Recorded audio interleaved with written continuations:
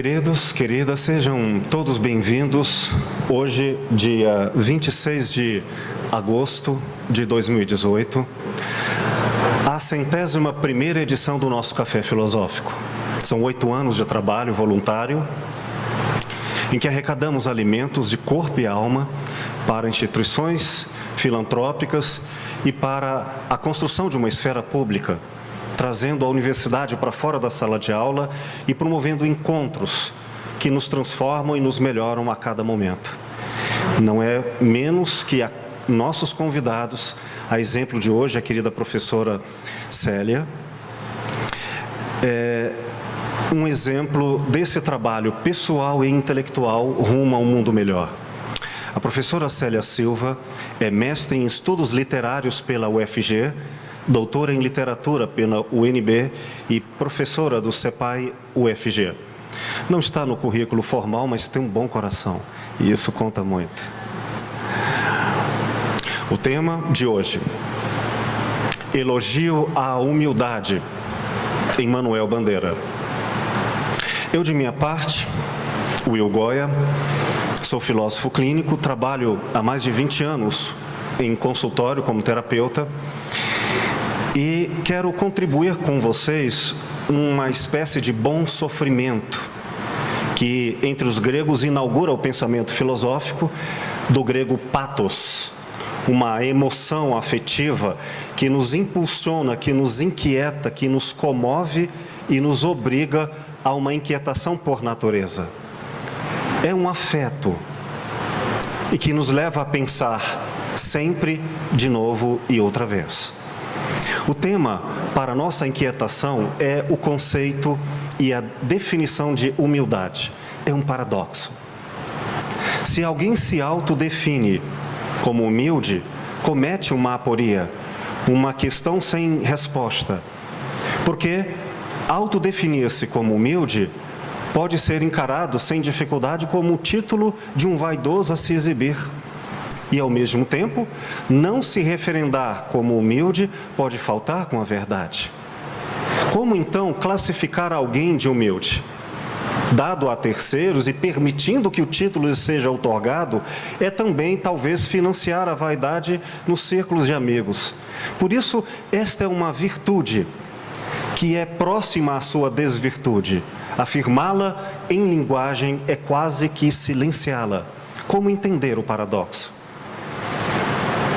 É no sentido de percorrer a Manuel Bandeira que eu procurei ajuda para lhes trazer mais conflitos que respostas entre a situação que se assemelha em dois grandes filósofos. De um lado, Kierkegaard, um filósofo existencialista cristão, e de outro, para anterior ao cristianismo, Sócrates, que também ambos tinham essa situação inusitada. Qual seja, Kierkegaard dizia: como eu posso ser cristão se para referendar o termo e ele ser verdadeiro eu teria que viver como Cristo, e eu não vivo. Mas ao mesmo tempo, como eu posso dizer que não sou se creio de toda a minha alma? Sócrates sofria essa dilemática situação de se definir como sábio. De um lado ele dizia que tudo o que sabia era que nada sabia. Não dizia que não sabia, mas que sabia de uma impossibilidade. Isso tinha lá também seu caráter um tanto irônico, porque afirmar que não sabia postulava o seu saber. Como resolver, a partir desses dois, um encontro com Manuel Bandeira? É nesse sentido que falemos um pouco deste poeta. Como referência, pernambucano, de Recife, nasceu em 19 de abril de 1886 e voltou para casa em 13 de outubro de 1968. Percorreu a virada de um século. Poeta lírico, a sua temática sempre percorreu de uma forma paradoxal e muito mesclada de fascinante relações entre o absoluto cotidiano de todos, o simples, e os conceitos e as vivências universais que fazem pessoas de diferentes situações reconhecerem-se nesse espaço da simplicidade. Além disso, suas escritas tinham sempre um caráter de grande humor e uma outra questão forte é que a sua escrita direta e simples lhe trazia, apesar de conhecer profundamente o estilo e as formas clássicas da estruturação de poemas, uma representação e forma que muito causavam desgosto à academia de sua época, à academia literária. É nesse sentido que o seu estilo confrontava a formação acadêmica clássica e as suas inspirações levaram a ser conhecido como o precursor do modernismo, que nós temos como referência a Semana da Arte Moderna no Brasil, literatura em 1922. No entanto, mesmo que a proposta da tradição do modernismo seja recuperar a cultura popular e colocá-la lado a lado com os temas clássicos, tradicionais da academia, ele o fez com uma riqueza que, paradoxalmente, de forma humilde, se autodenominou, se auto-instituiu um poeta menor. E recusando ser ele merecedor do título de precursor da arte moderna, do modernismo, ele o foi. Então, como fica este poeta que politicamente se instaura com uma genialidade ao âmbito da simplicidade, não do simplismo, e que o torna ao mesmo tempo humilde e recusando-se o título e as honrarias? Mas há que se considerar que há uma certa ironia em sua noção de humildade. É uma enganosa simplicidade pueril, porque, assim como outros grandes gênios em todos os campos das artes e das religiões, a simplicidade, de fato, é coisa genial. Não é fácil tornar-se tão profundamente simples ao ponto de transcender seu instante presente e alcançar tempos depois a mesma profundidade que no momento original. Então, há algo de genial na profunda simplicidade. Olha o que ele diz em seu Itinerário de Passárgada, obra originalmente publicada em 1954. E faço aqui a leitura, um recorte da obra publicada de 1984, página 30. Diz ele, em sua humildade: tomei consciência de que era poeta menor, que me estaria para sempre fechado o mundo das grandes abstrações generosas, que não havia em mim aquela espécie de cadinho onde, pelo calor do sentimento, as emoções maiores se transmudam em emoções estéticas. O metal precioso ou teria que sacá-lo a duras penas, ou melhor, a duras esperas, do pobre minério das minhas pequenas dores e ainda menores alegrias. Vê-se que é um homem que tem esse paradoxo da humildade. É nesse sentido que eu trago aqui uma outra leitura para pensarmos juntos. Após esses nossos primeiros momentos de fala, o microfone vai ficar disponível para que todos participem com suas considerações e perguntas. Um grande historiador da filosofia e um grande filósofo da cultura grega clássica, Pierre Hadot, na sua obra Exercícios Espirituais e Filosofia Antiga, que recomendo sobremaneira para quem queira conhecer o que é, na essência, simples e profunda, o pensar filosófico de sua origem grega, sem eruditismos e com profundidade. É neste ponto que eu cito aqui, na edição de 2014, página 106, um trecho. Diz assim: reencontramos aqui uma das razões profundas da ironia socrática. A linguagem direta é impotente para comunicar a experiência de existir, a consciência autêntica do ser, a seriedade do vivido, a solidão da decisão. Essa questão, desde sempre, foi problematizada no discurso. O quanto a palavra pronunciada é capaz de reproduzir ou levar ao outro as vivências que lhe deram origem. Se a palavra não pode transferir a sabedoria, a vivência direta, então ela é inútil. Se falarmos do seu valor das coisas essenciais, restaria apenas a palavra para o fútil? Seria então a palavra apenas o recurso banal, já que a alma não se transfere? Ou, como lembrava o grande poeta libanês Gibran Khalil Gibran, não pode a voz levar a língua que lhe deram asas. Bom, continuando o texto diz: falar é ser condenado duplamente à banalidade. Enfatizemos a condenação, não a saída. Seremos obrigados a sermos banais, duplamente. Continuando, diz: inicialmente, não há comunicação direta da experiência existencial. Toda palavra é banal. Bom, aqui está um primeiro recurso do porquê a língua é banal. Por ela não reproduzir ou transferir a experiência original. Continuando. E de outra parte, a banalidade sobre a forma da ironia pode permitir a comunicação indireta. Um comentário, então. Então, indiretamente, é possível, em uma linguagem aparentemente ou talvez naturalmente banal, ser essencial. É possível, então, transmudar da banalidade à essência. Como?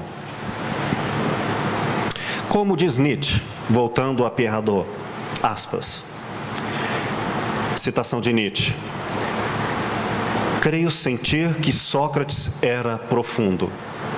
Parêntese, comentário de Hadot. Sua ironia correspondia à necessidade de se dar um ar superficial para poder permanecer em relação com os homens. Isso é genial. Quer dizer, há um aspecto irônico na sua aparente simplicidade. Podemos remontar a outros grandes, como o cristianismo, na figura de Cristo. Era aparentemente simples, e talvez seja necessário ser aparentemente simples para conviver com o simples, e ali disfarçar o paradoxo da profundidade. Continuando, sem aspas. Citação, fala de Pierre Hadot. Para o pensador existencial, a banalidade e o superficial são, com efeito, uma necessidade vital. É fantástico isso. Para ser profundo e vital, há que se ser superficial, aparentemente. Trata-se de permanecer em contato com os homens, ainda que estejam inconscientes. Imaginem, metaforicamente, conversar com alguém que, estando distraído, talvez com sono, você lhe fale tão profundamente que ele não se dê conta de imediato, mas isso lhe adentre das aparências até a profundidade. Por quê? Porque é simples. Continuando. Entretanto, são também artifícios pedagógicos. Os desvios e os circuitos de ironia, o choque da aporia, podem penetrar a seriedade da consciência existencial. Eis aqui uma revelação. A simplicidade, aparentemente simples, no sentido de pueril, pode revelar no traço de humildade a profundidade que de outra forma não seria possível. Então, em outras palavras, ao sermos eruditos, perdemos a capacidade de sermos profundos. E em uma segunda simplicidade, por assim dizer, seremos capazes, com uma certa ironia, não no sentido de cinismo moderno, mas no sentido de trocadilho com as palavras, provocando algo que, como um susto, como um desejo, está para além das palavras, um jogo de linguagem. Na página 107, diz assim: agora uma aproximação do conflito, do paradoxo, ou disso que é a aporia, a impossibilidade lógica do discurso, que não tem uma resposta ou conclusão. Uma aproximação da consciência de Sócrates com o cristianismo, com a figura de Cristo. Diz Pierre Hadot, a consciência socrática é também dividida e dilacerada, não pela figura do Cristo, mas pela figura do sábio, norma transcendente. Esclareço. Sócrates lutava sempre pela justiça. E se dizia, nesse sentido, um homem justo. Mas sempre que lhe perguntavam o que era justiça, ele não respondia diretamente, por afirmar que, se respondesse, o outro já não teria sua própria vivência. Então, como falar disso? Ele levava o outro à experiência da justiça sem defini-la diretamente, porque as palavras, lembremos-nos, são superficiais. Não se pode ensinar aquele que, de início, não pretende aprender, não tem a própria justiça em seu coração. Então, concluindo, cito Pierre Hadot já na página 108. Agora, depois de uma consideração que é feita entre Sócrates e o filósofo Kierkegaard, diz assim: como Kierkegaard só é cristão por sua consciência de não ser cristão, Sócrates só é sábio por sua consciência de não ser sábio. Como ser cristão? Pensando em toda a vivência plena e perfeita que o termo quer referendar. Não se pode dizer ser cristão, senão, para Kierkegaard, sendo o próprio Cristo. Mas então, ao recusar o título, é que ele o alcança. O mesmo se dá na figura altamente paradoxal, neste ponto, com Pedro, o discípulo, o mais velho, a pedra da igreja, que ao negar Cristo 3 vezes, nem por isso deixa de exercer a supremacia do exercício da humildade cristã, que não está no afirmar-se, mas no reafirmar-se constantemente a cada queda. E da mesma forma, Sócrates, continuando a leitura, desse sentimento de privação nasce um desejo intenso, um imenso desejo. Desse sentimento de privação, eis que Sócrates, o filósofo, revestirá para a consciência ocidental os traços de Eros, o eterno vagabundo em busca da verdadeira beleza. Eros, o desejo. Por que Sócrates é sábio? Porque ele tem não a posse da verdade, mas o profundo desejo da verdade. Porque Kierkegaard é profundamente cristão, recusando-se o título. Por isso, ser cristão, porque ele tem a recusa do título, o desejo de ser. Significa, traduzindo o desejo em termos mais poéticos, amor. Quer dizer que a verdade não está onde se lhe a encontra, está no amor por ela. A verdade mais profunda que a simplicidade é capaz é o próprio amor às coisas. E aí é que a gente pode concluir. De onde está e travestido de que forma está a humildade em Manuel Bandeira? Porque ele ama. Não um amor pueril, mas o profundo amor à verdade, ao belo, à humanidade. É no amor que está a verdade, a justiça e a vida. Com essas considerações, deixo a professora Célia Silva para nos apresentar Manuel Bandeira e com ele a sua fala, o elogio à humildade em Manuel Bandeira. Muito obrigado a vocês.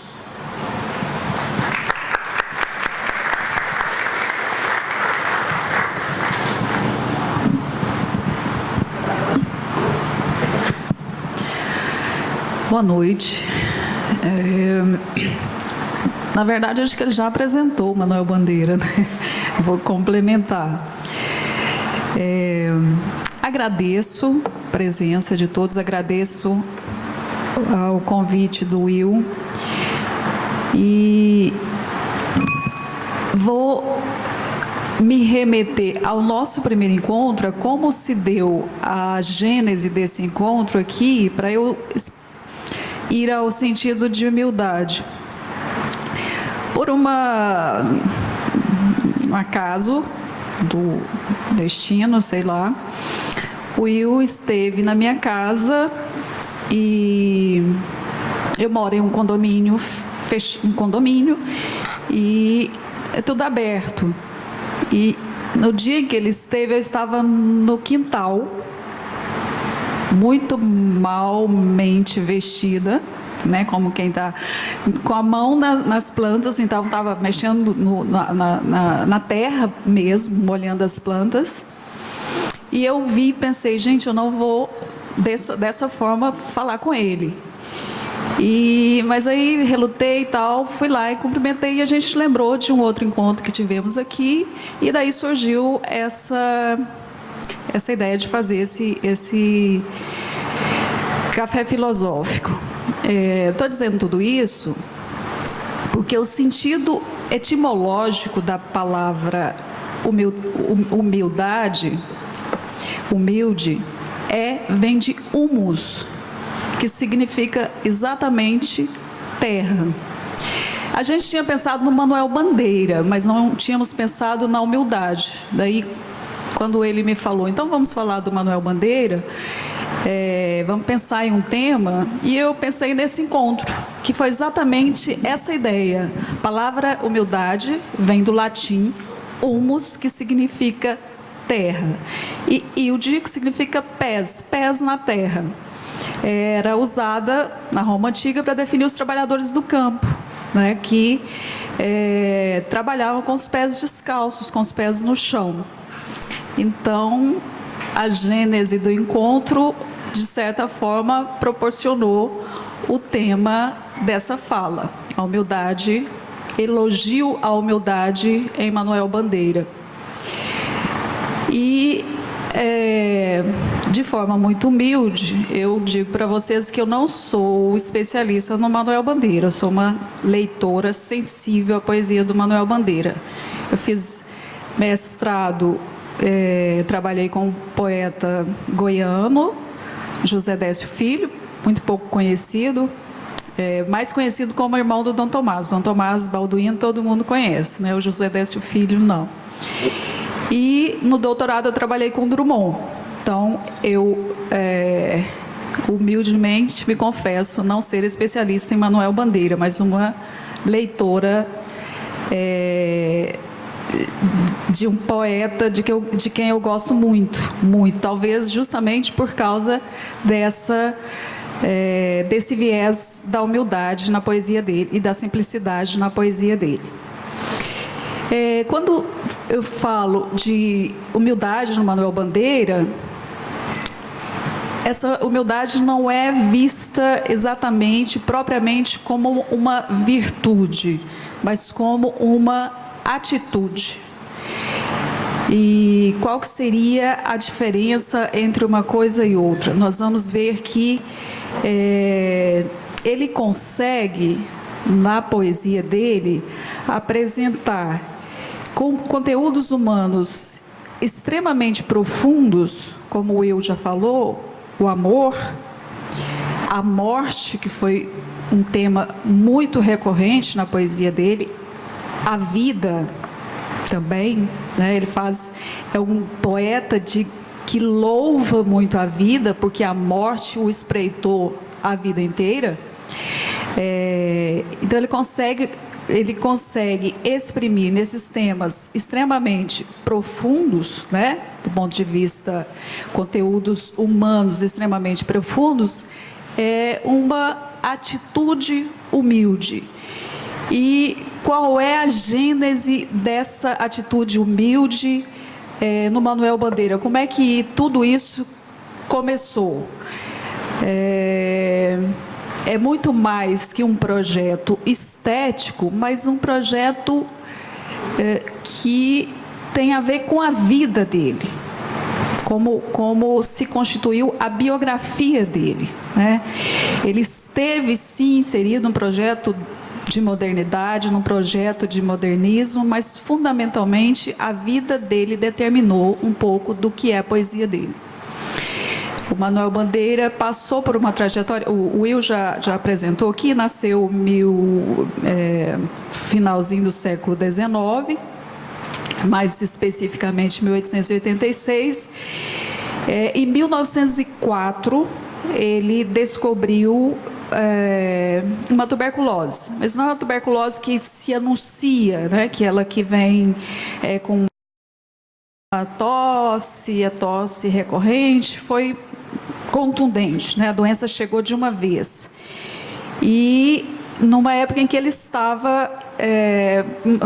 Manuel Bandeira nasceu em Pernambuco, foi para o Rio, voltou para Pernambuco, depois voltou para o Rio de novo, e nessa época em que ele descobre a doença, ele tinha ido para São Paulo, que o pai dele era engenheiro, e ele queria o pai queria que ele fizesse arquitetura para, de certa forma, seguir os mesmos passos, né? Em comunhão ali, os dois, numa profissão próxima.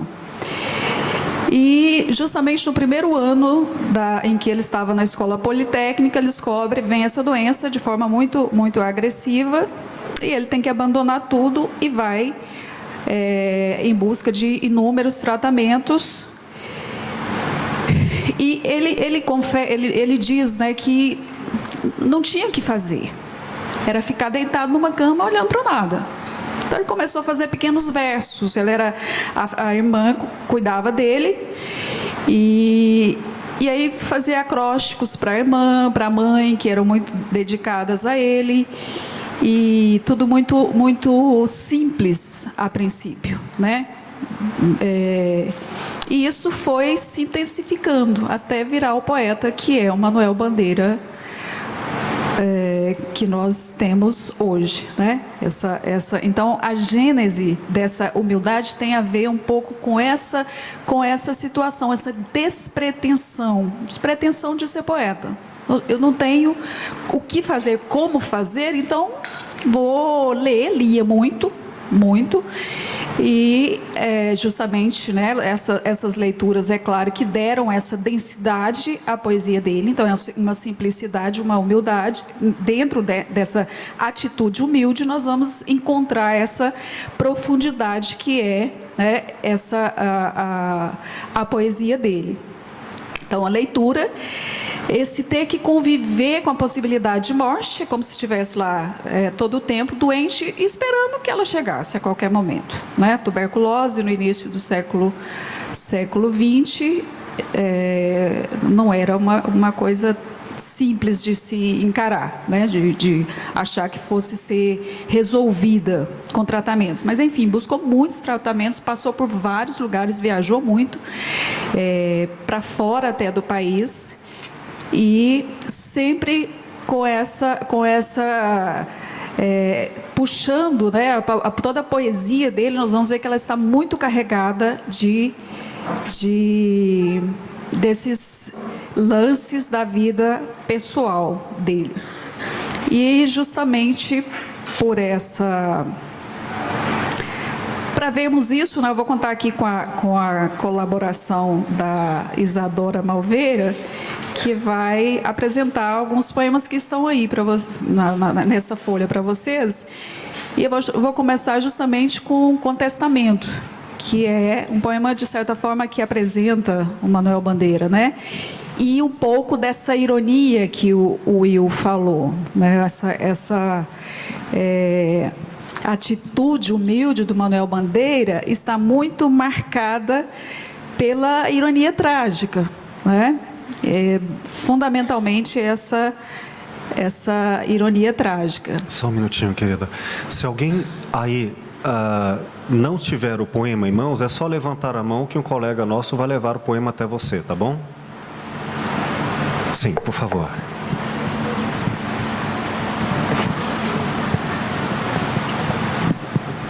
Se quiser subir aqui, ó, ao palco,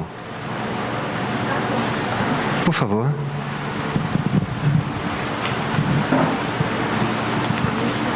microfone, mas eu acho que vai precisar, né?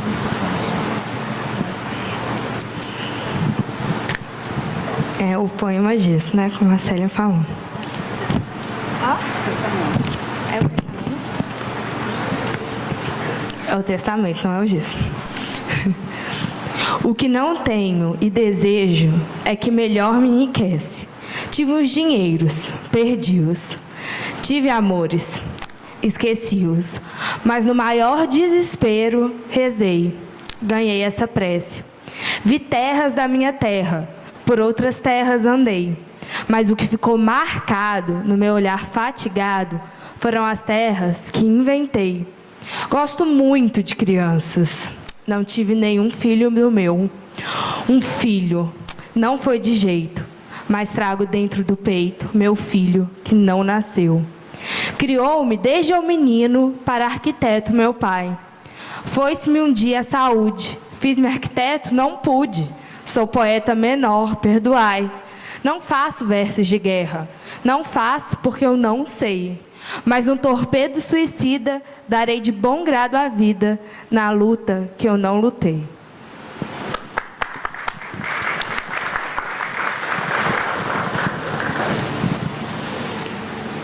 Então, esse poema Testamento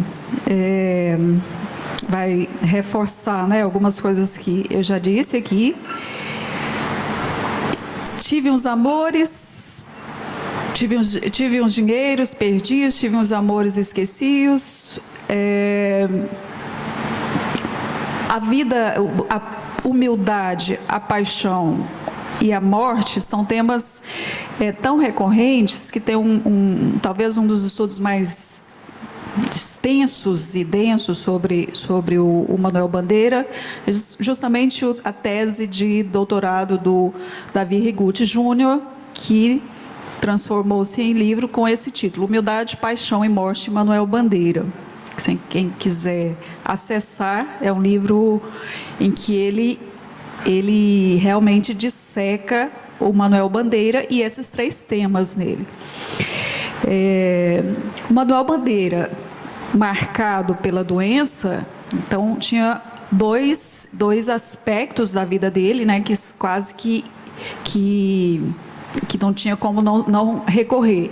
A morte iminente, podia vir a qualquer hora, e uma situação social em relação ao amor, né? Uma dificuldade. Nós vamos ver muita presença de figuras, por exemplo, como a prostituta na poesia dele, e uma visão, em alguns outros poemas, uma visão mais idealizada do amor. Um amor que não se realiza, um amor que...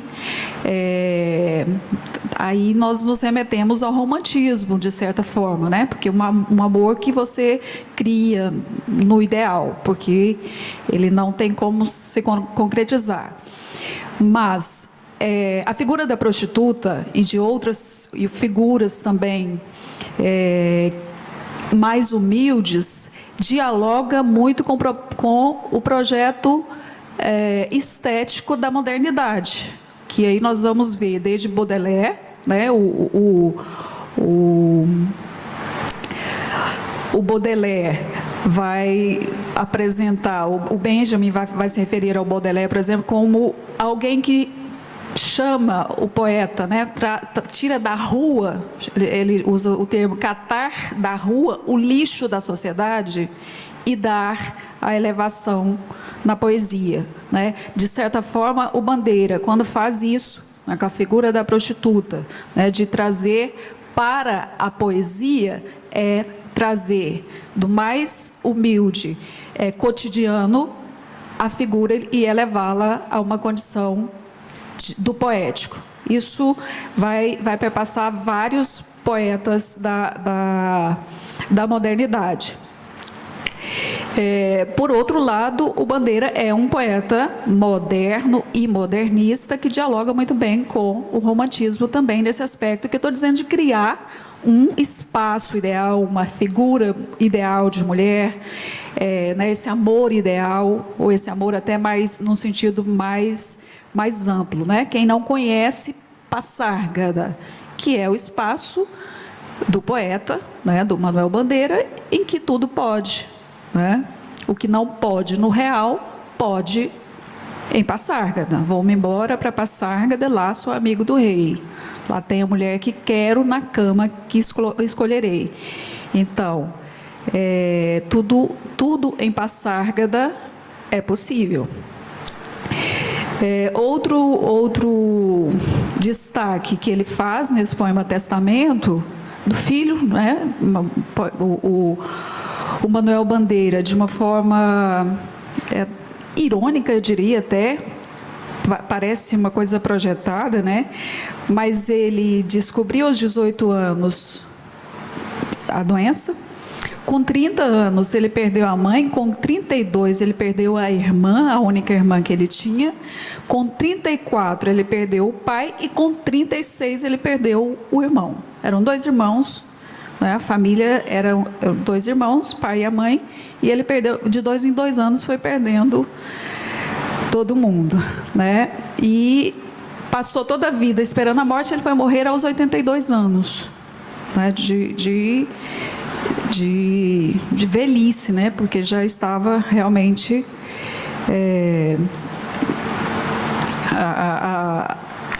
aquela indesejada das gentes, né? Que ele vai falar em um dos poemas, a morte não chega, né? Ele espera todo o tempo e ela não chega, só vai chegar lá nos 82 anos. Para quem aos 18 esperava naquele momento mesmo morrer, é um grande prêmio, né? Viver todo esse tempo. Então, essa atitude humilde no Manuel Bandeira, né, que vai ser marcado profundamente por essa ironia trágica, ela tem a ver com o despojo que há na poesia dele, ela tem a ver com a redução ao essencial, com o modo de ser, uma relação entre o modo de ser e o modo de ver as coisas, né? A percepção que ele tinha das coisas é diferente. Por exemplo, se a gente lê o Manuel Bandeira e lê o Drummond, são 2 modos de ser e de ver diferentes, de ver, captar a realidade. A simplicidade que está oculta, que oculta o sublime, né? A sublimidade também, e aí nós poderíamos já, desde a gênese mesmo da modernidade que está no romantismo, nós vamos ver que elimina-se, que a modernidade ela vai abrir mão um pouco do que é sublime para aquilo que é também o simples, o grotesco, o humilde, como eu disse, né? O Baudelaire vai trazer lá a figura do bêbado para a poesia dele. O Bandeira vai trazer o João Gostoso, né? Todo mundo também deve conhecer essa personagem do Manuel Bandeira, que é muito conhecida. João Gostoso era um carregador de feira livre, né, que morava no Morro da Babilônia, no Barracão Sem Número. E outras figuras também, né, como eu já disse, a figura da prostituta, lá no poema Vulgívaga, enfim. Todas essas figuras. E a modéstia, esse poeta, né, sou o poeta menor, perdoai, ele vai falar isso aqui, ele vai falar isso. O Will já apresentou um trecho aqui do Itinerário de Passárgada, em que ele fala isso também. Ele vai falar isso em Andorinha, em muitos textos em prosa, sobre ser um poeta menor. É curioso que o Drummond era considerado o poeta maior e o Bandeira o poeta menor, né? Poeta, por autodenominação, o Bandeira. E eu acredito que os dois tinham uma equivalência absoluta, assim. Claro que com modos diferentes de dicção, mas todos os dois muito elevados como poeta, poderíamos dizer. Então, essa modéstia, né, que faz parte, percorre toda a poesia dele, em relação à visão que ele tem do mundo e da vida, e das coisas, né? Porquinho da Índia, em Porquinho da Índia, o poema Porquinho da Índia, O porquinho da Índia foi a minha primeira namorada, um porquinho que ele ganha quando tinha 6 anos. É curioso porque ele diz que ele foi para o Rio. O pai dele era engenheiro, então vivia de um lugar para outro todo o tempo, né? Construindo um pouco o Brasil no início do século. E quando ele volta para Recife com 6 anos e vive lá 4 anos, até os 10, ele diz que essa foi a fase que marcou, que foi a mais importante da vida dele. Esses 4 anos serviram quase que como para toda a vida de adulto dele, né? Então toda a poesia dele tem um pouco desse menino lá que viveu no Recife. É lá que ele que vão aparecer as figuras que estão na poesia dele: Tomásia, Teotônio Rodrigues, enfim, né? Os avós, todos eles que aparecem na poesia. E essa atitude humilde ainda está presente além, né, do pessoal, no ético, no estético e nesse contexto de modernidade e de modernismo. Como é que estaria presente no ético e no estético? Nós vamos ver, ele diz aqui no Testamento ainda: não faço versos de guerra, não faço porque não sei. Mas um torpedo suicida darei de bom grado à vida na luta que não lutei. Ele vai dizer que, como a poesia dele está muito pautada na vida, né, na biografia, então ele tem um aparente distanciamento do real, não é do real, mas do social, né? Mas como é que isso aparece na poesia dele? Como é que nós vamos ver a presença disso? Nós vamos ler, vamos a mais uma leitura, então, agora de Gesso, e vamos falar disso.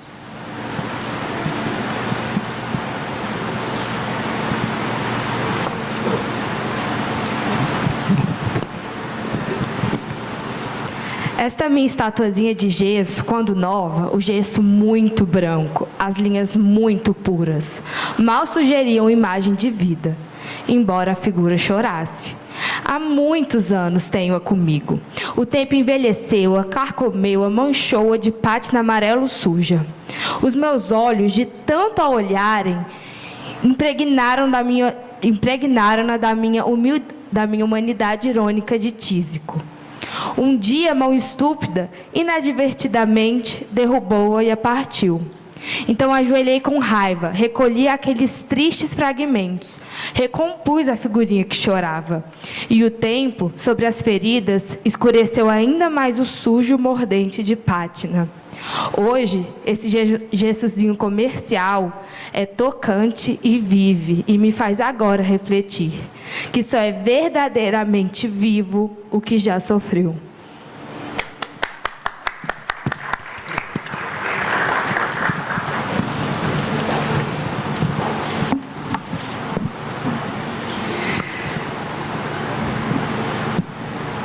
Esse poema, para mim, de toda a poesia do Bandeira, esse é um dos poemas mais emblemáticos, porque poderíamos dizer que ele resume absolutamente tudo do que tem na poesia dele.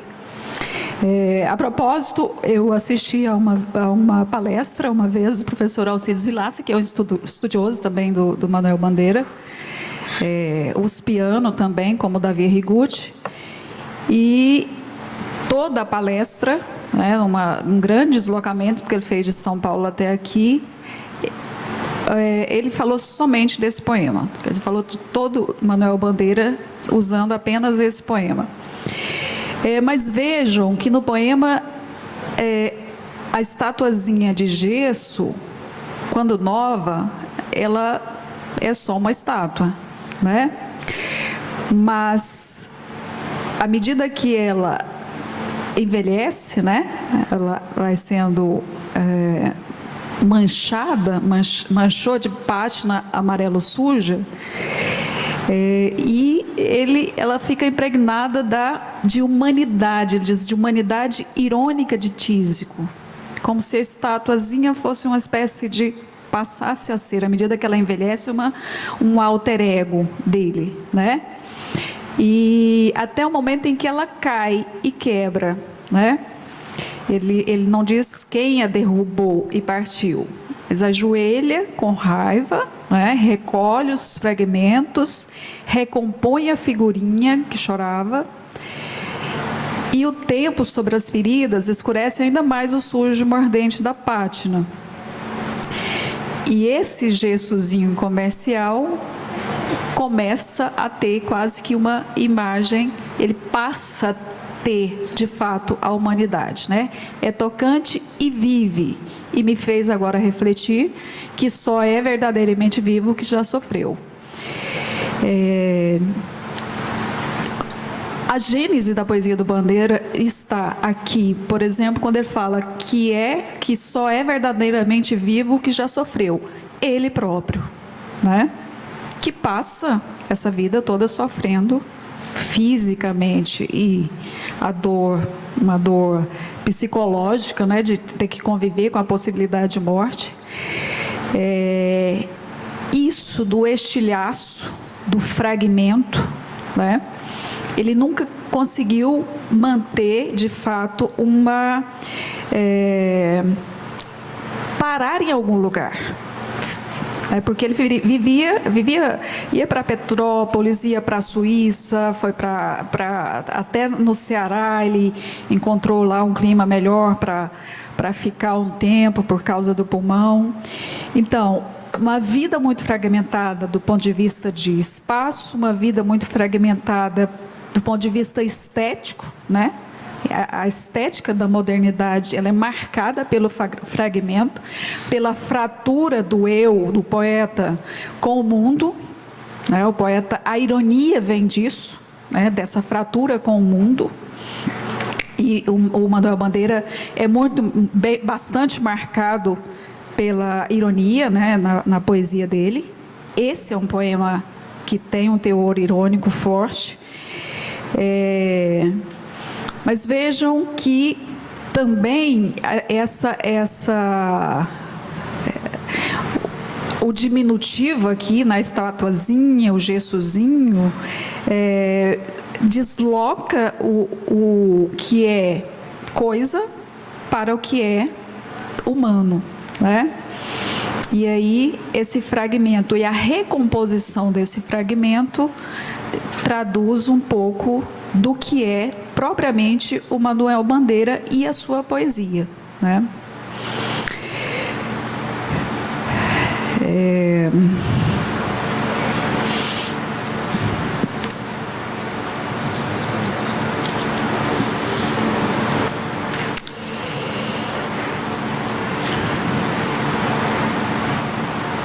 Eu vou ainda, agora, a leitura de um outro poema que está aí nessa seleta, que é o poema Martelo.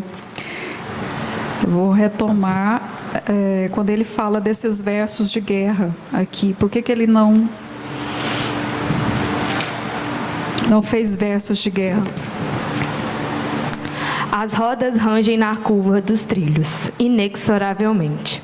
Mas eu salvei do meu naufrágio os elementos mais cotidianos. O meu quarto resume o passado em todas as casas que habitei. Dentro da noite, no cerne duro da cidade, me sinto protegido. Do jardim do convento vem o pio da coruja, doce como arrulho de pomba. Sei que amanhã, quando acordar, ouvirei o martelo do ferreiro bater corajoso o seu cântico de certezas.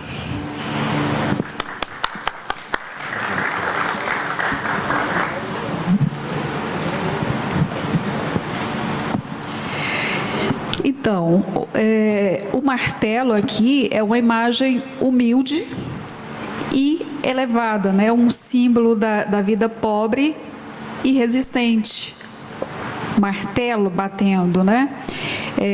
Resistente contra todas as catástrofes que ameaçam a vida, assim como o próprio Manuel Bandeira. E aí, por que ele fala aqui de dentro do o meu quarto resume o passado em todas as casas que habitei? A gênese desse poema, talvez acho que uma das últimas casa assim, que o Bandeira... Bandeira, ele diz nesse poema Testamento, sou bem-nascido, né? Filho de engenheiro, tinha uma vida relativa a avós, donos de fazenda no Pernambuco, de cana e tal. Mas ele foi perdendo, né? E ficando sozinho. O pai deixou uma pensão, até um fato curioso, e uma pensão para ele da função que ele exercia de engenheiro, pequena, e que dava muito pouco para ele, mal para pagar um aluguel. Ele nunca teve propriamente imóveis, bens, né? E ele morava, quando o pai e o irmão morreu, ele passou, o pai morreu especificamente, porque o irmão foi depois, já estava casado. Ele morava num casarão e aí foi convencido a ir para uma casa menor. E nessa casa, e aí, por isso que ele diz aqui, o meu quarto resume o passado de todas as casas que habitei, porque a única coisa que ele levou para essa casa menor foi as coisas que tinham no quarto. E da janela do quarto ele ouvia, né? Ele tinha uma máquina de escrever, que ele escrevia, todos os poemas foram escritos nela.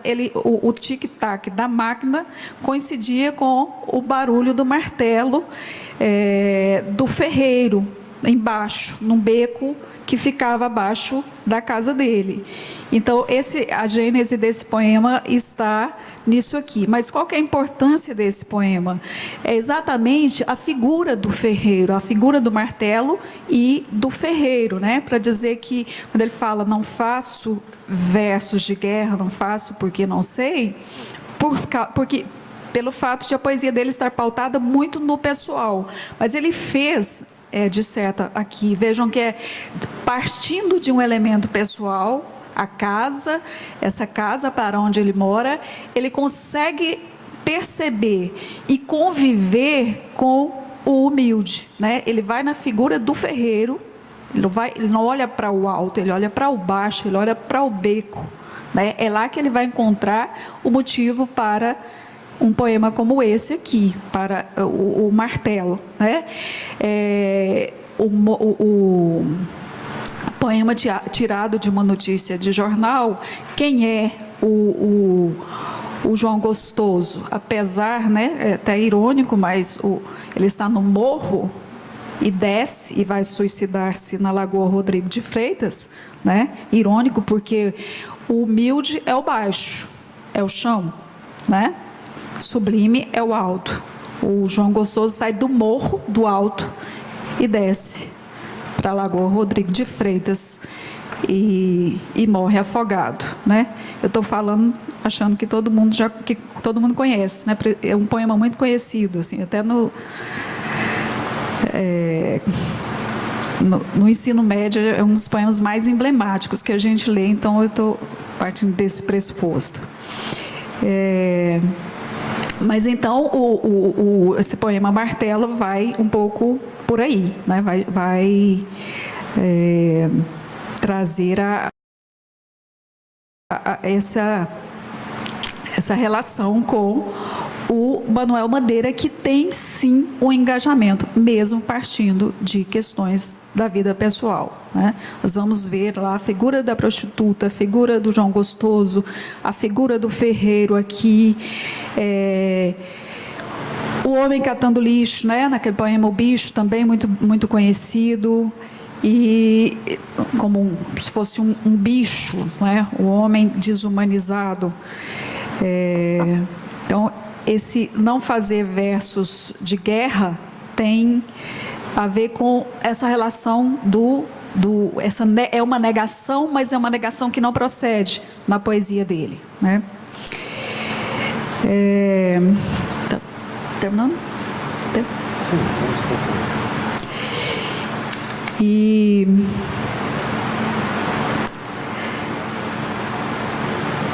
Então, tem aí também nessa coletânea poema Só para Jamie O'Valley,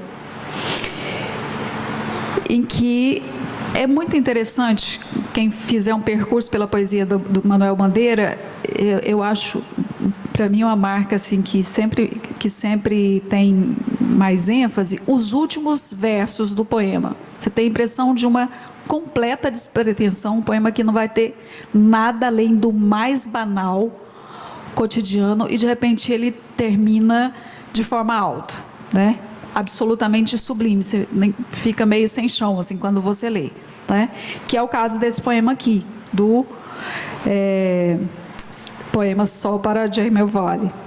Quando hoje acordei, ainda fazia escuro, embora a manhã já estivesse avançada. Chovia uma triste chuva de resignação, como contraste e consolo ao calor tempestuoso da noite. Então me levantei, bebi o café que eu mesmo preparei. Depois me deitei novamente, acendi um cigarro e fiquei pensando, humildemente pensando na vida e nas mulheres que amei. Essa humildemente, é curioso que aparece na poesia dele, né? Acho que isso que talvez chame a atenção do leitor e dos críticos para essa questão da humildade na poesia dele.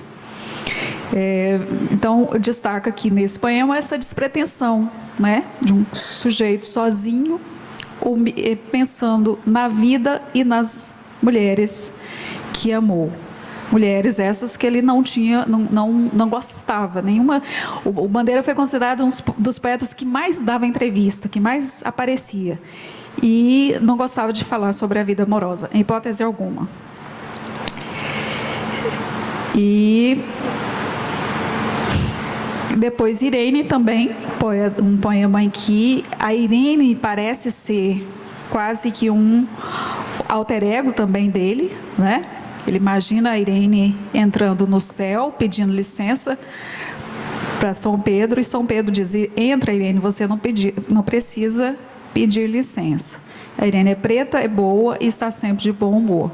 Então, ela é mais ou menos o Manuel Bandeira, né? Um sujeito que foi humilde a vida inteira. Ao morrer, provavelmente nem precisava pedir licença. E gostaria de mais um poema, Isadora, o último poema.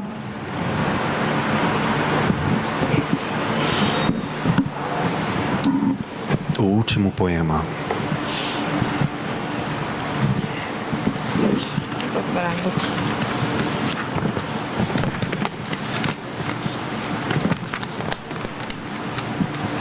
Assim eu queria o meu último poema, que fosse terno, dizendo as coisas mais simples e menos intencionais, que fosse ardente, como um soluço sem lágrimas, que tivesse a beleza das flores quase sem perfume, a pureza da chama em que se consomem os diamantes mais límpidos, a paixão dos suicidas que se matam sem explicação.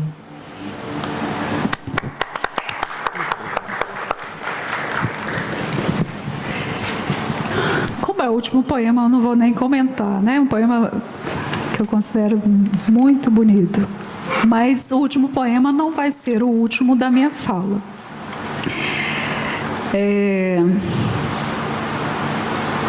Agora, não é mais sobre o Bandeira, mas um agradecimento em forma de poemas. Agradecimento porque eu convidei muitas pessoas muito queridas, assim, do meu círculo, não do meu círculo de afeto, algumas delas, não do meu círculo acadêmico, mas do meu círculo de afetos. Algumas delas, por coincidência, fazem parte do meu círculo acadêmico, mas estão fundamentalmente no meu círculo de afetos. E eu tenho certeza de que todas as pessoas que eu não conheço, que estão aqui também, têm algum afeto pelo Manuel Bandeira, né, que não me conhecem também, mas devem ter alguma relação de afeto com o Will ou com o Manuel Bandeira. E eu vou terminar com um poema de outro Manuel, com O, Manuel de Barros. Manuel Bandeira é com U. As bênçãos. Não tem anatomia de uma garça para receber em mim os perfumes do azul, mas eu recebo. é uma bênção. Às vezes, se tem uma tristeza, as andorinhas me namoram mais de perto. Fico enamorado, é uma bênção. Logo dou aos caracóis ornamentos de ouro para que se tornem peregrinos do chão. Eles se tornam, é uma bênção. Até alguém já chegou de me ver passar as mãos no cabelo de Deus. Eu só queria agradecer. Manuel de Barros.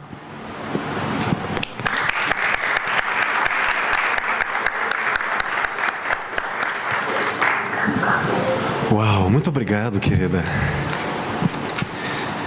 Gostaram dessas falas? Nós faremos agora um pequeno intervalo e depois o microfone vai ficar aberto e disponível para que todos participem, tá bom?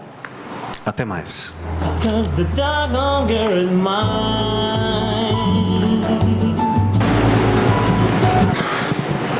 Retomando, após o intervalo, de reflexões sobre a obra, o pensamento e a humildade em Manuel Bandeira, um poema dele, Belo, Belo.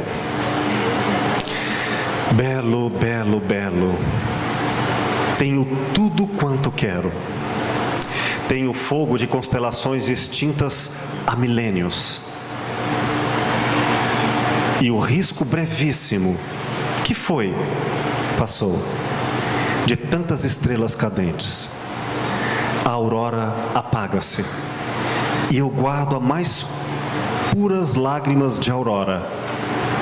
O dia vem, e dia adentro, continua a possuir o segredo grande da noite. Belo, belo, belo. Tenho tudo quanto quero.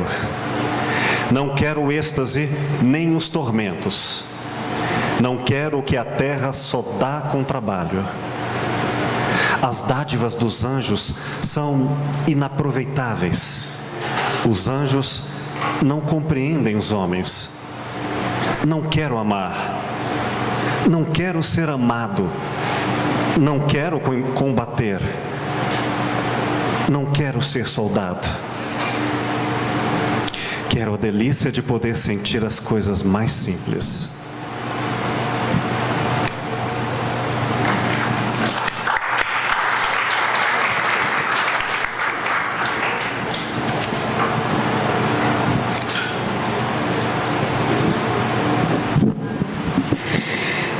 Arte de amar.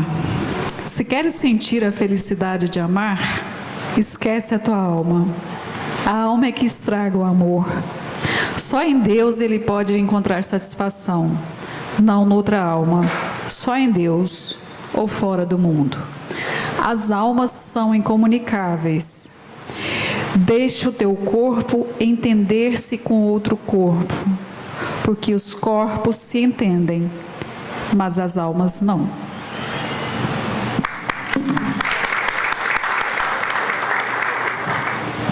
Por gentileza, quem queira, aproxime-se do microfone, se apresente e suas considerações. Meu nome é Marcos Machado.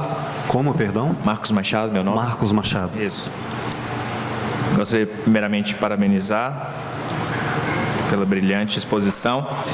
E os meus questionamentos são mais no sentido de provocações. Primeiramente, o questionamento é: a tragédia iminente seria uma condição sine qua non, isto é, indispensável para a existência da humildade?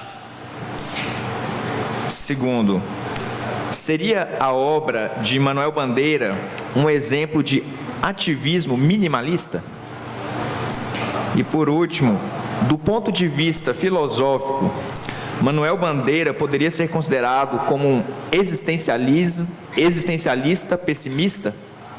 Do ponto de vista filosófico, então ele poderia ser considerado como existencialista pessimista? Então, esses três aspectos, essas três provocações. Obrigado. Muito obrigado, querido. Marcos, você não traz facilidade para a gente, né? Eu tentarei comentar duas desses seus apontamentos o segundo ligado ao terceiro, se a tragédia iminente é necessária para essa grandeza suficiente da poesia e ou da filosofia. E a segunda questão, se isso implica em ser, Manuel Bandeira, um existencialista pessimista. Olha, o conceito de tragédia que hoje nós utilizamos num sentido pós-moderno é profundamente alterado do seu sentido grego original. Hoje nos referimos à tragédia comumente como uma maldição, uma reclamação, algo que não alcançou o sentido industrial de sucesso, e aí é malquisto como um fracasso. Nesse sentido dizemos, foi uma tragédia. E o fazemos de uma maneira profundamente aquém do sentido vital, como por exemplo, quando alguém morre e nós dizemos, meu Deus, foi uma tragédia, a reclamar ou de Deus ou da vida, como se essa pessoa não morresse, não fosse mortal em algum momento. Então, o sentido da tragédia, na sua profundidade, é recuperado por Nietzsche ao que pode ser entendido como uma vivência profunda em que os opostos não se excluem, morte e vida, mas se conjugam como fluxos da dança, do êxtase. É por isso que os gregos, antes propriamente da tragédia, que lembremos os grandes poetas da tragédia na Grécia, quando está nascendo o teatro, e do teatro também, na mesma época, o sentido de filosofia, tanto que a palavra teoria tem o mesmo radical da palavra teatro, é porque significa o espectador diante de algo profundamente vivido. No sentido grego originário, quer dizer, eu preciso exercitar a consciência da morte e vida. Os gregos, nesse sentido, quando iam ao teatro, eles iam para relembrar na catarse, na vivência profunda estática, e um pouquinho antes, até nas danças estáticas em homenagem aos deuses, e nas bebidas e nas experiências que eram profundamente não intelectuais. Todo esse período significa, a tragédia é a pulsão da vida. Então, nesse sentido, quando os filósofos e ou pensadores existencialistas, ou que tratam da existência, talvez não recebendo o título rigorosamente como Sartre o colocava, mas que tem o sentido de dar profunda vida à existência, é que podemos dizer, creio eu, falando sobre Manuel Bandeira, que sim, ele seria um existencialista. Mas o sentido de existencialista, como alguns existencialistas o colocam, cito de novo Sartre, no qual a morte é o fim da continuação da vida, no qual a morte nega elementos transcendentais como o cristianismo. Citei, por exemplo, Kierkegaard, que foi um existencialista cristão. E assim podemos pensar em existencialistas que não têm a angústia ou o pessimismo como o sentido primal da vida, mas sim o amor. Então, é possível amar com o sentido trágico, no qual a morte não exclui o amor? Portanto, um existencialismo otimista e ou romântico, claro que é possível. Eu posso citar fora de contexto, tanto histórico quanto filosófico, de forma anacrônica, mas fazendo uma ponte teórica, como o príncipe Siddhartha, que dá origem ao que chamamos de budismo, colocava como o contrário da morte, não a vida, mas o nascimento. Porque a vida existe tanto na morte, no morrer, quanto no nascer. Então a vida é tudo que flutua e conjuga entre a morte e o nascimento. E isso está profundamente para Buda. E aí, não sei se eu posso fazer teoricamente essa aposta, mas sentimentalmente, um reconhecimento, Manuel Bandeira seria um filósofo da existência em que o amor permanece essencial, vivo e pulsante, então trágico. Se me fiz entender, acho que é isto.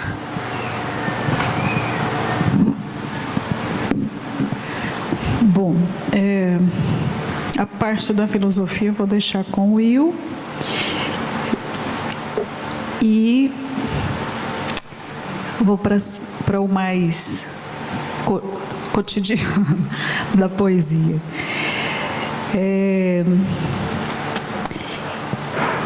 Eu não acho que necessariamente a tragédia iminente, a possibilidade de morte iminente no Manuel Bandeira, seja uma condição para a humildade, em tese, né? Para o Manuel Bandeira foi. E isso tem a ver com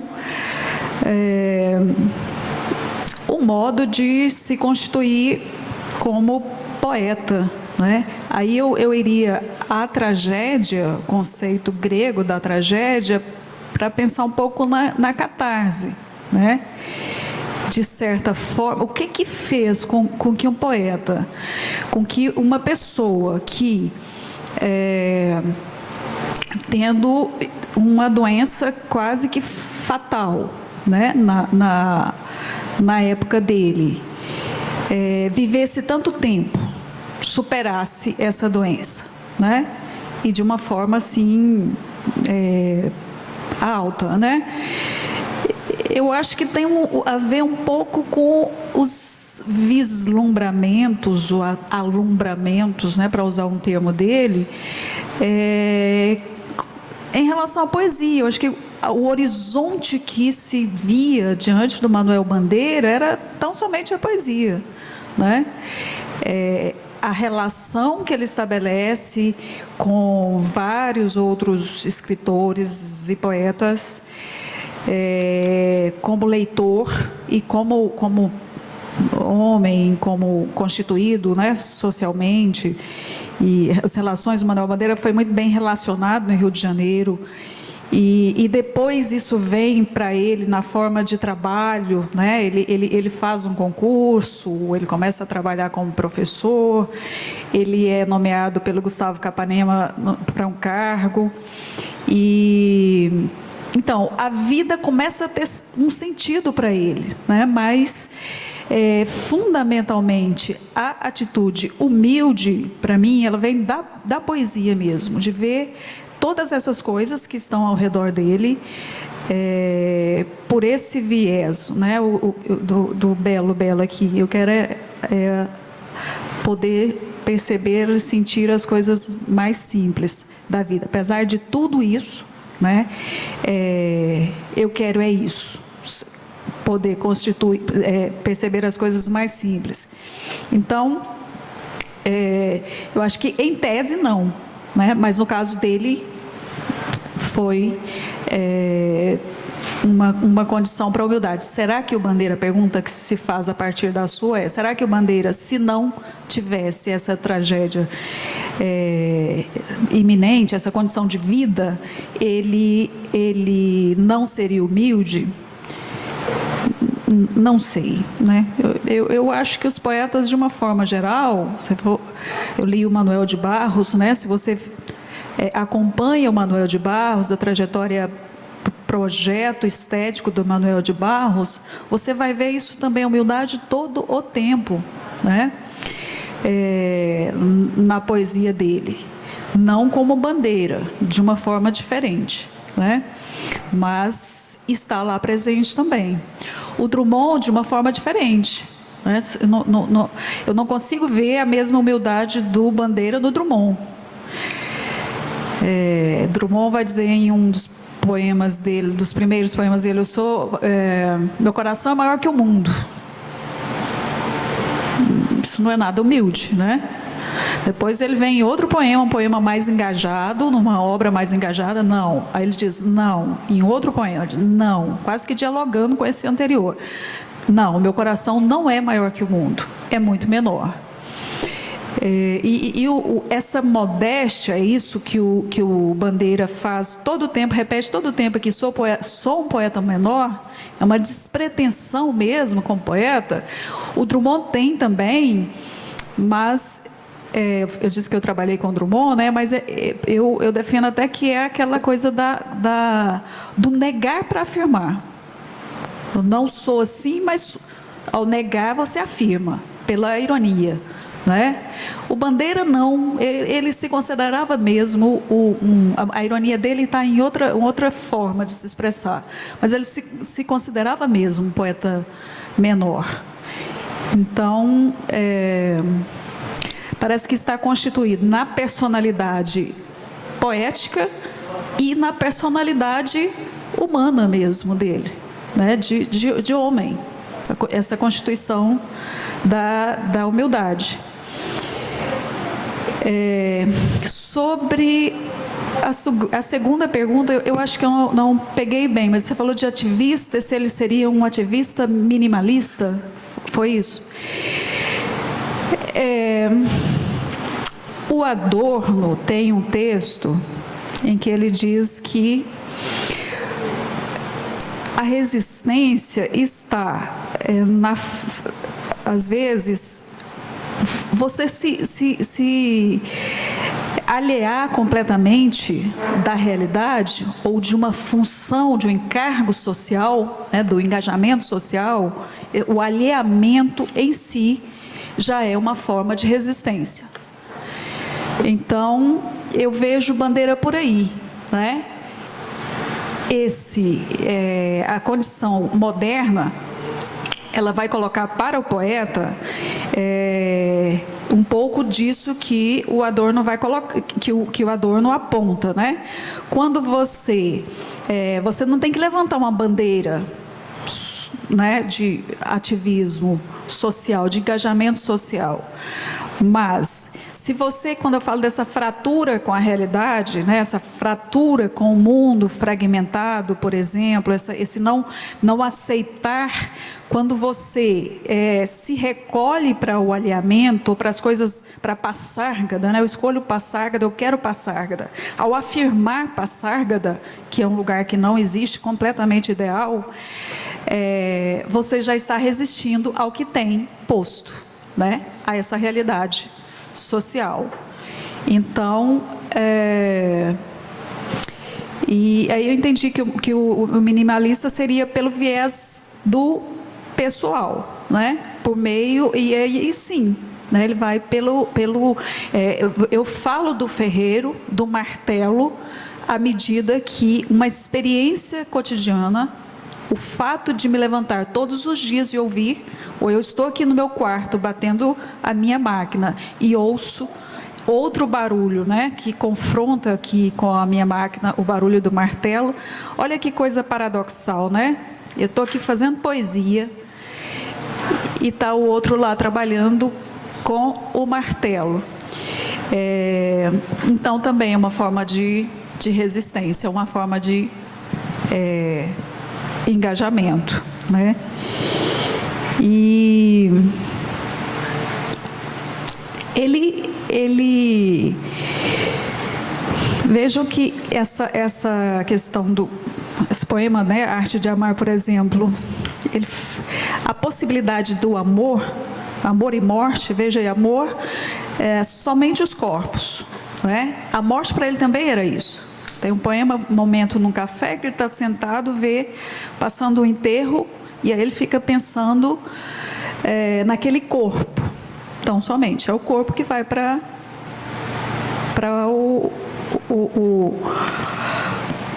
debaixo do chão, nada mais, né?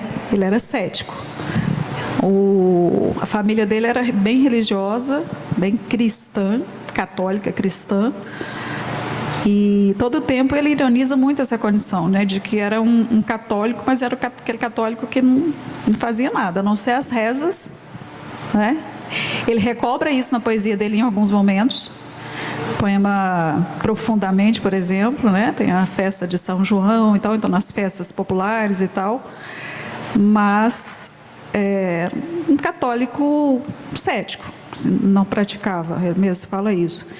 Então, ele tem um pessimismo, sim. Acho que tem, né, isso de pensar que o amor e a morte acabou. Não tem, só existe ali, não existe nada além disso. Uma complementação rápida, Marcos, falando nessas duas dimensões contemporâneas ou modernas e a clássica grega, ainda metafísica. Nós temos no mundo o pessimismo de Freud, que retoma a tragédia, mas esse pessimismo não é um sentido comum e banal, porque ele diz que a resposta à finitude do ser humano é a sublimação do amor. Não o amor transcendente, mas a melhor condição que nós podemos fazer entre o nascimento e a morte, que é o fim. Ele chamava de infelicidade geral o máximo que pode o ser humano alcançar se tiver a psicanálise. Mas reputa que o amor é como sublimação dos desejos para conviver com o outro, é essa a melhor resposta. Então, não é tanto um pessimismo, seria um otimismo dos que vão morrer ao absoluto. Mas eu quero lembrar, ainda já que eu citei Siddhartha, por que não citar diretamente Platão? Já que falamos aqui na cultura grega.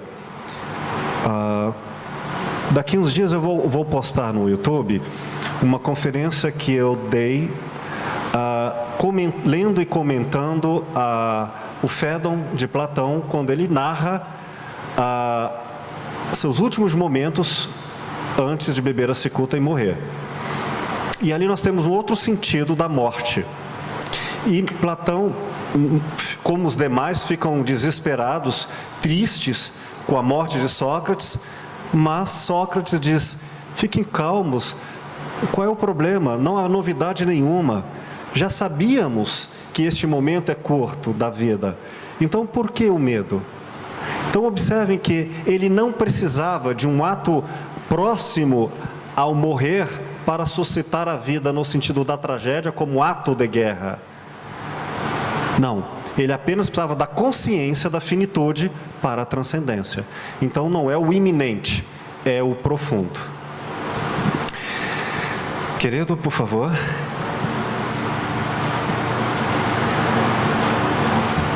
Olá, boa noite. Meu nome é Felipe. Gostaria de parabenizar a mesa, né, o trabalho que foi desenvolvido aqui, está sendo ainda. E o tema é bastante instigante, evidentemente, trazendo o Manuel Bandeira como figura de centro, mas duas palavras, né, que a mim chamou a atenção. Primeiramente na fala do Will, né, que foi a palavra ironia, né, e depois na sua fala, Célia, não é isso? A palavra humildade, que você buscou na definição etimológica, que se traduz, ou que na sua origem quer dizer pé no chão, e associada a quem trabalha com a terra. Essa palavra trabalho é uma palavra importante. Manuel Bandeira trabalhou a vida toda com versos, com palavras. Manuel Bandeira trabalhou como professor, como foi dito, tem uma biografia de trabalho. Manuel Bandeira também era irônico. Então, o poeta, por definição, não seria irônico, já que o discurso poético é aquele que trata indiretamente das coisas e nos atinge profundamente através de impressões. Quando eu crio uma passágada, não seria almejar um mundo melhor? Se é para almejar um mundo melhor, é porque esse está ruim. Isso não é uma utopia? Quando ele fala do João Gostosão, que é um catador de lixo, catador de papel, que mora no morro da Babilônia, morro, que vai morrer, suicidar na Lagoa Rodrigo de Freitas, que é um centro bem situado do Rio de Janeiro, da elite carioca. Isso não é uma ironia, não é um engajamento político que reflete, para além da mera ironia, um posicionamento dialético? E aí eu faço a pergunta para ambos. Manuel Bandeira não é um poeta qualquer, e a sua poesia, como legado de torpedo suicida, ele não fica para nós como uma poesia de cunho fortemente político, porque ela está viva?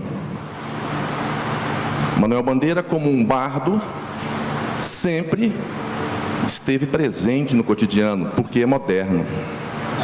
Ele não se isolou na sua escrivaninha. Quando ele fala de prostituta, ele fala de João Gostosano, catador de lixo, ele está falando do dia a dia, do cotidiano. Então eu gostaria que você discorresse acerca desse elemento dialético. Será que a ironia não está potencializada num posicionamento dialético da própria poesia do Manuel Bandeira? E aí, se tratando não só da biografia, porque a biografia dele, ironicamente, foi generosa com ele.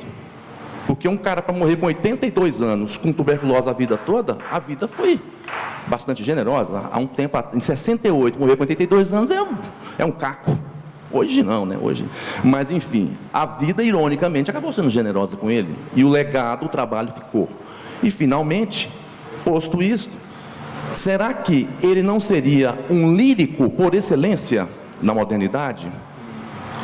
O poeta lírico, aquele que fala, sim, em primeira pessoa, mas que, ao chegar até o leitor, até nós aqui, eu me identifico. Eu aqui, em Goiânia, no Café Filosófico. Ele está falando de mim. Ele está falando de todos nós que temos contato com essa leitura. Ou seja, é uma poesia viva, é uma poesia que fala de coisas duras, é uma poesia que se afasta até mesmo desse elemento, aí me permita a ironia, ele se afasta até mesmo dessa imagem do doente, daquele que não tinha o amor, que não teve filho. Tanto é que ele fala: eu estou farto do lirismo comedido dos funcionários públicos. Eu quero mais o lirismo dos bêbados, dos clowns de Shakespeare. É desse lirismo que ele está falando. Bom, pelo menos em dado momento da sua poesia. É claro, isso é uma lucubração, evidentemente filosófica, porque a poesia nos permite isso também, abrir a possibilidade de interpretação. Obrigado. Felipe, obrigado pelas suas considerações. Elas em si já respondem ironicamente o só dialética, mas eu lhe pergunto, você tem formação em filosofia e em literatura, ao que me parece? Sim. Bom, eu de minha parte vou concordar com você no tocante à literatura em geral. Quanto a Manuel Bandeira, deixar mesmo quem sabe que fale.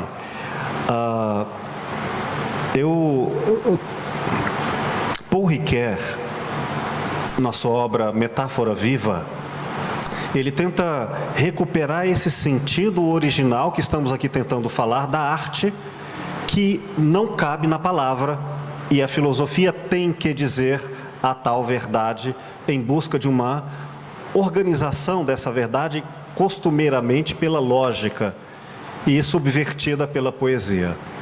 A sua pergunta se atualiza.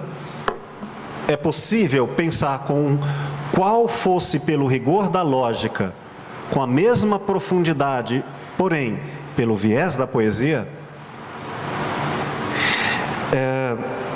Para deleite e demora, se é que é deleite, mas eu, pelo menos, escrevi um texto chamado Pequeno Ensaio sobre a Legitimidade da Poesia Filosófica, em que eu trato da concordância com você.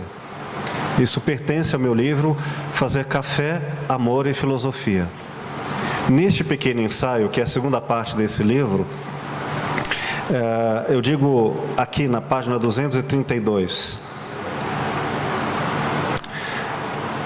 a filosofia, quando realizada pela arte, sobretudo a poesia, precisa saber dizer muito com poucas palavras, evitando tudo que se opõe à autonomia do pensamento, a fim de que o leitor produza compreensões vitais em seu próprio pensamento, reagindo. O rigor da lógica, de fato, é útil, todavia pode menos do que a realidade afirma. E aqui eu vou desenvolvendo isso que você acho que colocou brilhantemente. A ironia, no sentido do paradoxo, da metáfora, a linguagem que afirma o que não pode ser dito, que só pode ser pelo susto reavivado pela provocação da fala, coloca a filosofia sendo potencializado como melhor capaz, como mais capaz de ser filosófica na origem, quando ela faz o jogo poético. Quando ela usa o jogo da linguagem para poder insinuar um jogo de adivinhações, no qual, não sendo possível que o outro viva o que de origem eu vivi, transmitindo por palavras simples, eu possa provocar em palavras, metaforicamente, um susto, o pathos, para que ele dialeticamente sofra da necessidade de pensar por si mesmo pelos sentimentos. E aí ele sinta aquilo que de outra forma eu não posso comprová-lo, não posso fazê-lo logicamente viver. A ironia é a dialética poética do que a filosofia não seria capaz, não fosse arte. Concordo totalmente com você.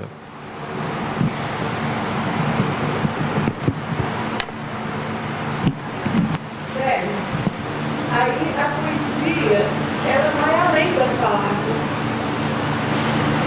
Sim. Não é? Vai além, porque a palavra, a linguagem, é apenas uma representação da realidade. Como é que eu canto a minha realidade? E se me permite, ainda endossando a sua fala, a filosofia só pode também ser autêntica se, como a arte ancorada pela arte, também vai além das palavras, por meio das palavras. Isso. Eu não sei se é uma característica minha, assim, de buscar, eu acho que na literatura e nas artes, um escape. Eu tenho essa característica minha, eu tento a catarse, né, que as artes nos traz.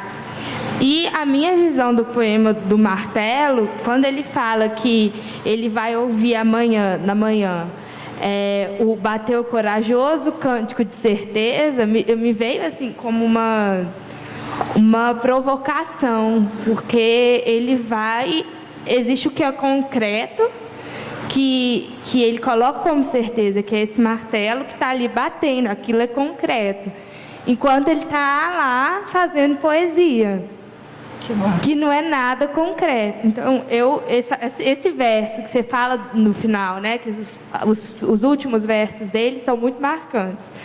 Quando ele fala que o martelo vai trazer esse cântico de certeza, né? Não é um cântico, não é uma coisa prazerosa de escutar esse martelo no ferro. E me vem tanto nessa pegada, assim, é claro que tem essa questão dele olhar para baixo, citar os trabalhadores, mas acho que talvez até uma questão, é uma ironia, assim, dele estar fazendo poesia, mas ele colocar o martelo como a realidade, é como se ele tivesse uma certa consciência, assim, dessa ambiguidade e o jeito que ele trata com isso, assim, é uma ironia, a gente pode considerar, né?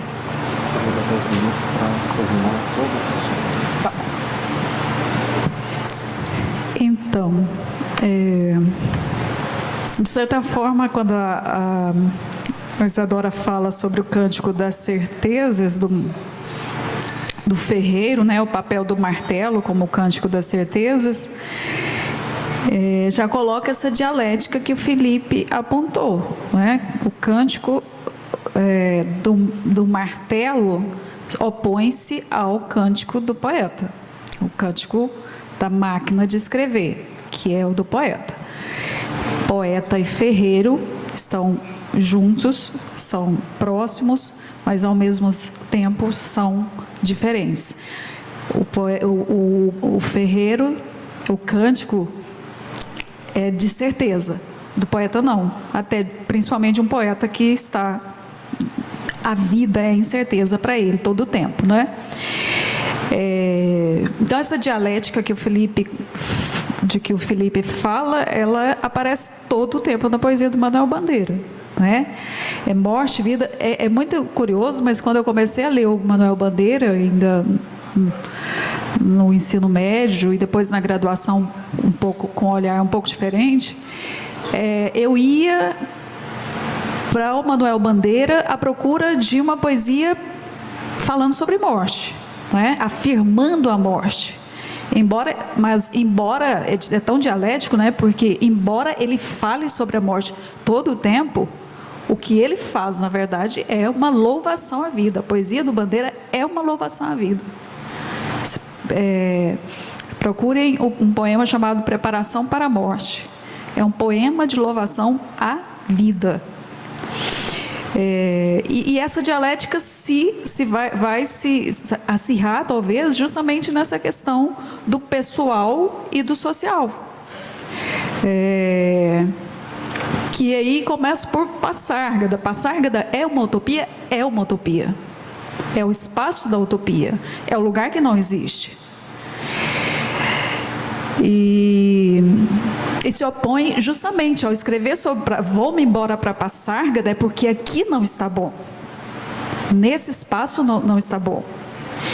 E não estando bom, o Manuel Bandeira fez, além de fazer poesia, essas poesias de que falamos aqui, ele também fez muitas coisas. Na poesia do Bandeira, nós temos, por exemplo, uma forte afirmação da língua. Né? Tem muitos poemas do Manuel Bandeira em que ele faz uma afirmação, na proposta modernista de afirmação da língua, de uma língua brasileira. Ele usa o termo macaquear a sintaxe lusíada. Uma língua falada no Brasil que se opõe à língua portuguesa de Portugal. Então, no campo estético, ele afirma, teve uma atuação, por exemplo, na Semana de Arte Moderna. Ele não teve coragem, a humildade também começa por ele, não teve coragem de ir à Semana de Arte Moderna. Ele mandou o poema Os Sapos para ser lido, né? Até porque ele teria que se deslocar do Rio para São Paulo. Então, todo o tempo, essa poesia dele se afirma por meio da ironia, uma ironia que é diferente da ironia do Drummond, por exemplo, e nessa dialética, sobretudo nessa dialética vida e morte. Então, não procura, o tema da morte vai aparecer muito na poesia do Manuel Bandeira, quase todo o tempo, mas não procurem aquele pessimismo, né? Mas, ao contrário, por eu estar na iminência de morte, eu tenho que louvar a vida. É mais ou menos assim o que ele faz. Mais alguma questão?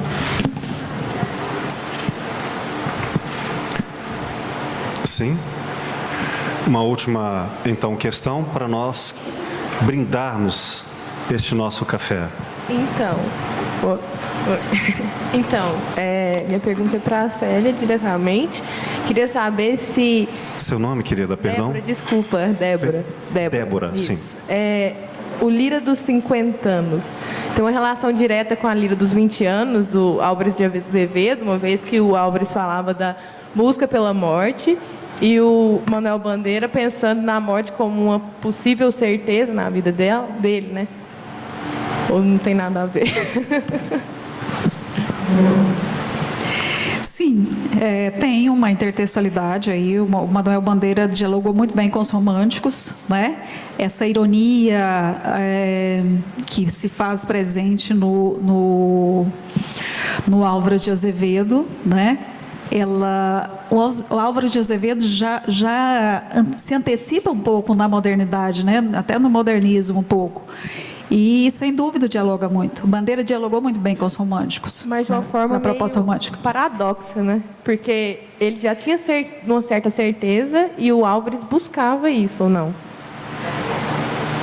Certeza? Como assim? Porque ele estava com tuberculose, então provavelmente ele morreria e tinha uma certeza de uma possível morte. Certeza possível. Sim. Enquanto o Álvares de Azevedo buscava essa morte como fuga, ou não? Talvez o contraponto esteja aí. Os poetas românticos, de certa forma, queriam, né, uma doença para justificar essa intensidade da vida. E o Bandeira veio desavisadamente, né, lira dos 50 anos, comemorar 50 anos. Os 50 anos do Bandeira foi uma grande festa, né, porque, no ano todo, porque ninguém esperava que ele chegasse a tal. Era só isso mesmo. Obrigada. Muito obrigado, Débora. Gostaram desse café? A gente bebe poesia, filosofia e se nutre. Os alimentos arrecadados, de fato, alimentam creches, asilos, comunidades que muitas vezes eu testemunhei, não tinham o que comer. Moradores de rua. E do mesmo jeito, não menos, quando a alma tem fome de conhecimento, de afeto, de espiritualização, de crescimento, nós também temos o que dar e receber nesses nossos encontros. Por isso, a tudo isso eu agradeço mais uma vez. Muito obrigado.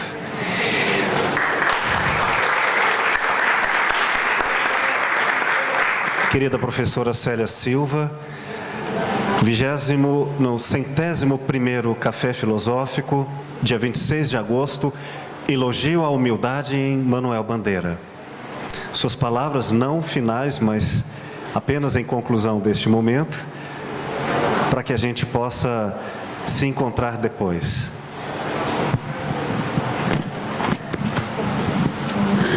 Eu fecho com mais um poema. Também do Manuel, que não é Bandeira.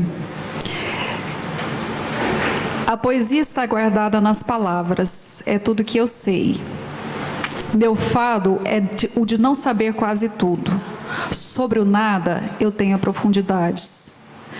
Não tenho conexões com a realidade. Poderoso para mim não é aquele que descobre ouro.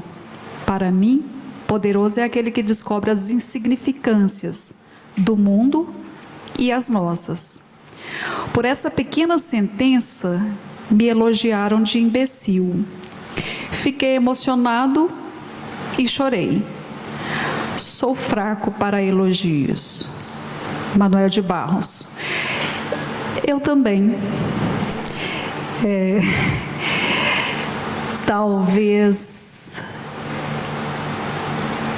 eu gostaria de agradecer especialmente pela oportunidade de reencontrar o Manuel Bandeira, reler o Manuel Bandeira.